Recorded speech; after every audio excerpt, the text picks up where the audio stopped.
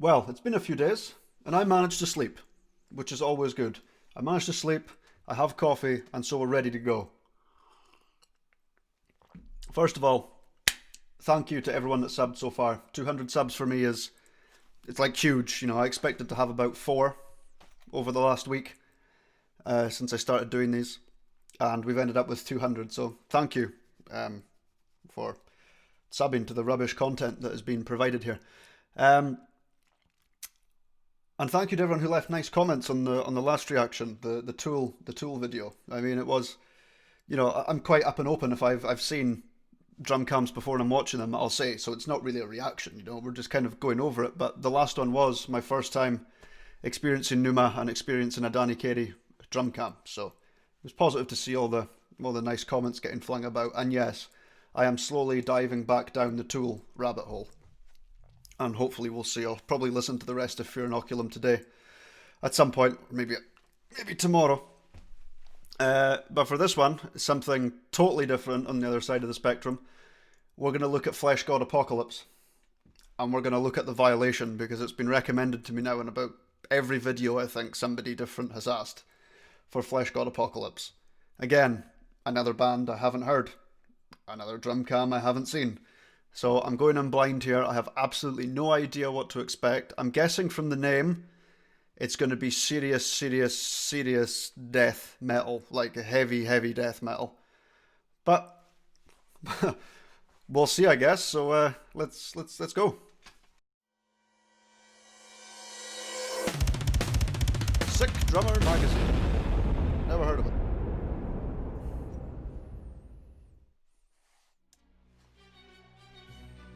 Classical? No, surely not.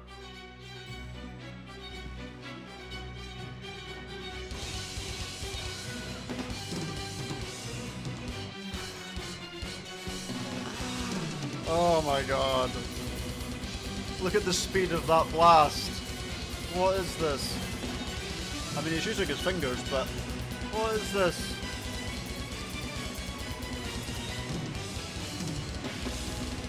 That is some intense doubles on the feet. Push-pull on the right cymbal as well. With that black. What is this?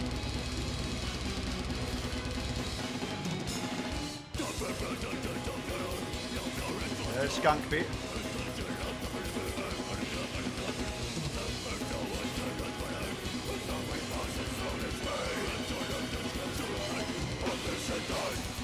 Come on. You'll notice when he's going into the double section, the doubles and the bass drums, he's leaning forward like this. The telltale sign of this is sore on my lower back. Trust me, I know. It helps get the power down for your heel. Because when you play the double, you need to kind of force your heel down at the same time to get that rebound action.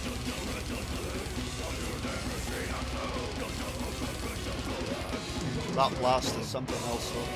My god. Everything's straight time, but the speed to be that accurate with, to stay on, to not like sort of flam anything.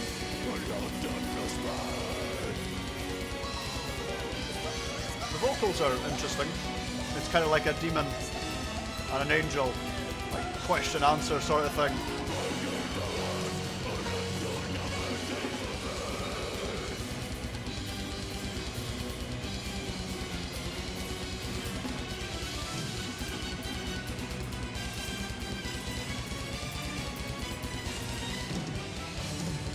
I know this is a good example again. It's not just a drummer who's just, you know, thrashing the same beat. If you notice the cymbal accents and what he's accenting, it's actually going with the melody that's been played over the top at the same time. I'm a big fan of that. For me, using your cymbals properly is one of the key standout aspect to making your drumming stand out more than it would.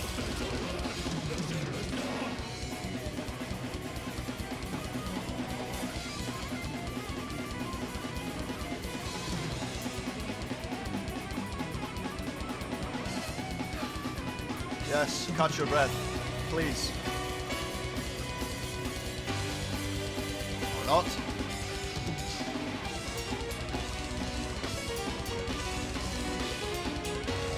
If he's playing singles on those tom rolls, that's nearly inhuman.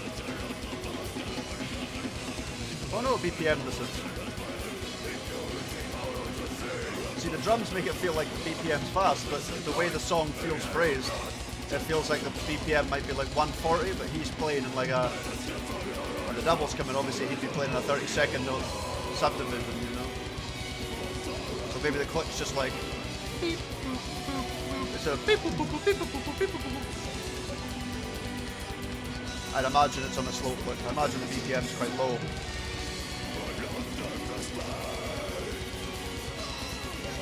That push-pull technique is honestly flawless.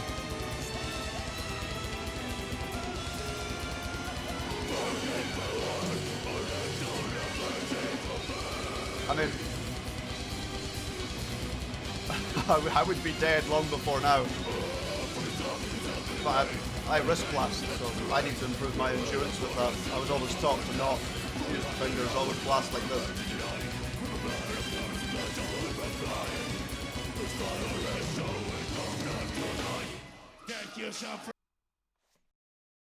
That is without a doubt the fastest blast I have ever seen in my life. Ever.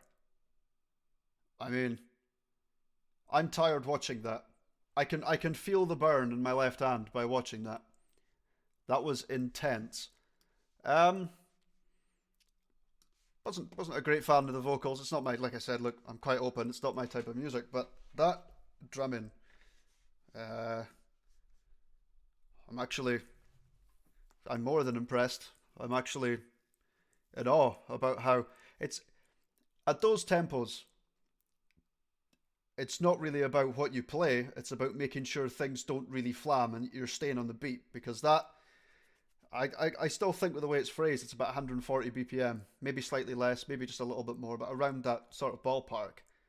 And for me, the most important thing when you're playing at those speeds, because although it was 140 BPM, I think, it sounded like he was playing at maybe 250 plus. Well, if he's playing double in 30 seconds, it would be 280, 275 or something around there. And making sure that you don't flam at that speed with everything going on. And I didn't hear one flam at all. Everything was just on every single beat there. I've never heard of this guy before. Is he relatively new to the drum scene? I've genuinely never heard of this guy before. This is honestly incredible. I mean, look at the speed of this blast. Like, I know he's using his fingers like this. Okay, I get that. But even so, everyone is just absolutely on the money. And you can't take that away from the guy. That is absolutely incredible. And the other thing, another technique I'm noticing he's using is when he's playing the ride cymbal. Here, he's not just wrist or using the fingers. He's actually using the push-pull with his whole arm, which takes away pretty much all of the strain up and around here inside the tendons to be able to play at that speeds for long periods of time. And of course we have to mention the double bass. The doubles on the doubles. It looks like there's not really much foot ankle action going on here. I suspect, and correct me if I'm wrong here, I suspect the sensitivity is at plus 9,000 and the threshold value is quite low. So that at those speeds, you really just need to play a single with a bit of heel down afterwards to hit that second rebound, so you get that.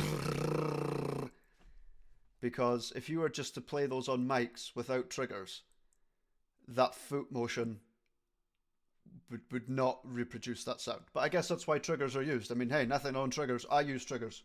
If you look at the bass drum there, I use triggers. Just there.